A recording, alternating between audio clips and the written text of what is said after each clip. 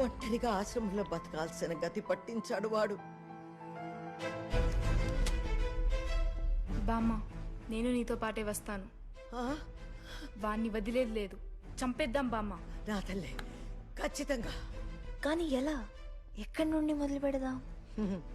5గురిని చంపి 300 కోట్లు దోపిడీ చేసి దొంగలాగా కనబడకుండా సంవత్సరం నుండి ఎక్కడెక్కడో తప్పించుకుని తిరుగుతున్నాడంటే వాడికి ఎన్ని తెలివితేటలుండాలి.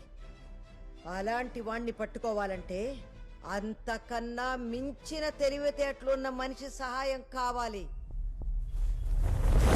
చూడండి, పెన్సిల్ పార్థసారథి రివెంజ్ నవలలు రాసే పెద్ద రచయిత. ఇప్పటి వరకు 28 నవలలు రాశాడు. ఒక్కొక్క పుస్తకం నేను 10 సార్లు చదివాను. ప్రతి పుస్తకంలోనూ ఒక నేరం ఉంటుంది, ఒక హంతకుడు ఉంటాడు.